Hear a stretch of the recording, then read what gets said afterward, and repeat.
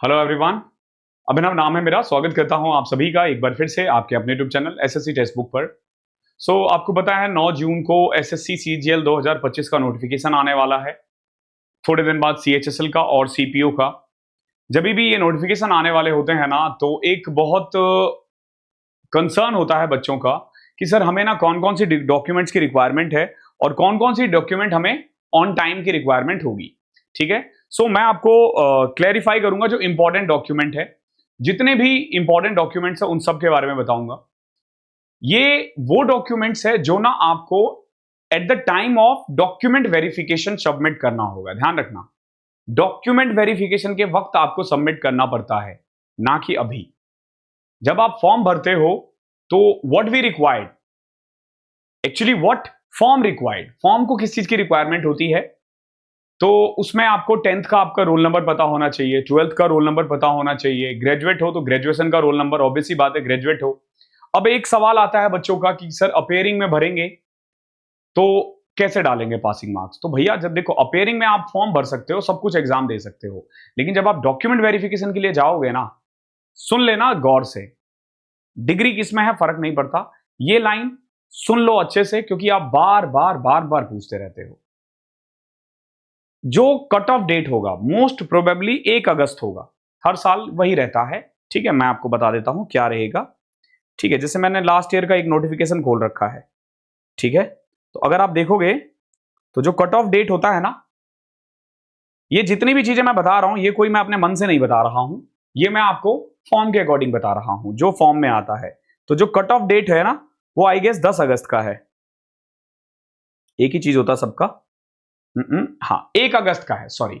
10 अगस्त इसलिए बोल दिया ना, एक बच्चे ने एक कमेंट कर दिया था कि सर को कुछ नहीं पता, मतलब उस तो और बदतमीजी से बोली थी, इनको कुछ नहीं पता, 10 अगस्त होता है, 1 अगस्त नहीं होता। तो 1 अगस्त होता है। तो 1 अगस्त 2025 का मतलब क्या है? देखो, 1 अगस्त 2025 का मतलब है कि इससे पहले ना आपका फाइनल ईयर का रिजल्ट आ जाना चाहिए। ध्यान रखना, रिजल्ट आ जाना चाहिए। डिग्री आपके हाथ में हो जरूरी नहीं है, डिग्री आने में 2-2 3-3 साल लग जाते हैं कई जगह तो और भी ज्यादा लगते हैं। मैं आपको बता दूं, जानकर बहुत हैरानी होगी, 7 साल की नौकरी हो गई, 6.5 साल में मुझे सर्विस में हो गया, उसके बाद मैंने अपनी डिग्री निकाली।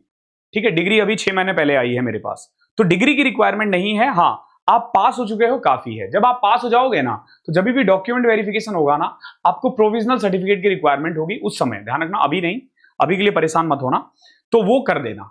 अभी बनवा के भी कोई फायदा नहीं। ध्यान रखना, प्रोविजनल सर्टिफिकेट की जो वैलिडिटी होती है ना, वो 6 मंथ्स की होती है। ध्यान रखना, 6 मंथ्स की होती है। तो at the time of document verification ही निकाल के लाना। ठीक है, और कौन कौन से डॉक्यूमेंट्स की रिक्वायरमेंट होगी? ठीक है, ग्रेजुएशन में मैंने आपको बता दिया है कि एक तो सिंपल आपका रोल नंबर चाहिए होगा। ठीक है, एट द टाइम ऑफ, अरे यार अभी निकाल रखा था मैंने, 15 पॉइंट 16 14, हाँ, yes, these are the documents जो हमें ना रिक्वायरमेंट होती है डॉक्यूमेंट वेरिफिकेशन के समय। सबसे पहले लिखा हुआ है मैट्रिक का सर्टिफिकेट। देखो, मैट्रिक यानी जो 10th वाला है, इससे ना आपका बर्थ सर्टिफिकेट, मदर फादर का नाम चेक किया जाता है। फॉर्म भरते वक्त आपको ना सिर्फ इसी सर्टिफिकेट को देखते हुए भरना होता है सब कुछ। मैट्रिक के अकॉर्डिंग आपको सब कुछ भरना है। देन आप एजुकेशनल क्वालिफिकेशंस के जितने भी सर्टिफिकेट है, आपने ग्रेजुएशन डाला है तो ग्रेजुएशन का, 12th डाला है तो 12th का। अगर आप ईडब्ल्यूएस से हो तो आपको पता है 1 साल की वैलिडिटी होती है आपके सर्टिफिकेट का।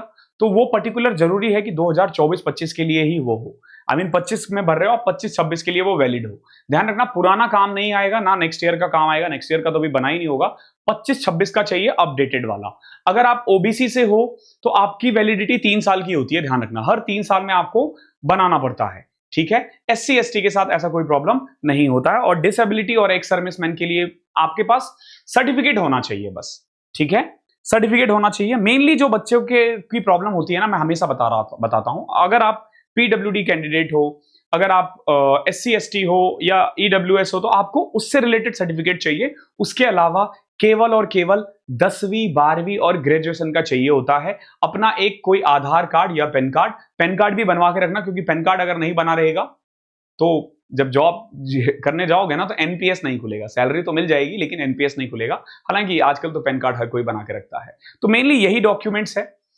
जो आपको चाहिए होता है। मैं एक बार फिर से बता देता हूं, डॉक्यूमेंट की requirement eight the time of form भरना नहीं होता है, डॉक्यूमेंट वेरिफिकेशन के टाइम यूज होता है डॉक्यूमेंट का।